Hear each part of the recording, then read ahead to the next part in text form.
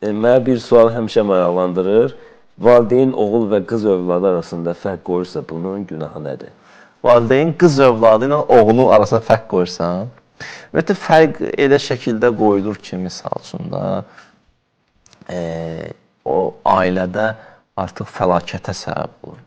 Get-gedə bacı-qardaşın arasında nifrət yaranır. Bəzi vaxtlar qardaşların, bacı-qardaşın nifrətini ana-ata qoyur kökünü.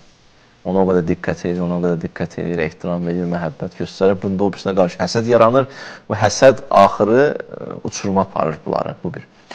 İndi amma bir fərq də heç qoyulmamalıdır ümumiyyətlə. Bəzi vaxtlar bir övlad elə bir addım atır ki, yaxşı dərs oxuyub, yaxşı qiymət alıb, ata orada bir ana fərq qoyur, fərqli bir ünsiyyət qurur ki, onu təqdir eləsin, onun yaxşı işini təqdir eləsin və bunda da o dərsə qarşı bir maraq yaratsın.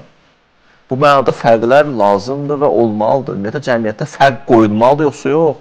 Bu yanlış fikirdir, heç kimi fərq qoymur. Niyə? Mesela Peyğəmbərimiz də bəzi insanlar vardı, onlara xüsusi ehtiram edirdi. Yaxşı. Hə, indi məsələn, uşaqlıqdan 2 dənə uşaqdır evdə, misal üçün də.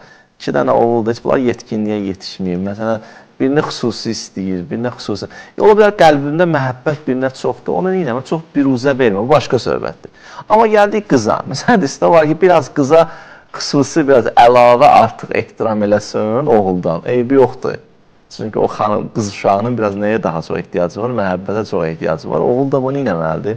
Yaxşı qarşılamalıdır, qəbul eləməlidir.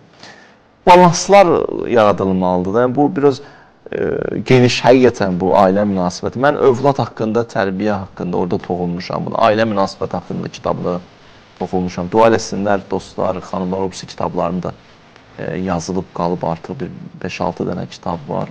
Dua eləyin o kitablar da çıxsın, ümid eləmsin, dualarımızdan tezdən o kitablar da çıxar. İnşallah.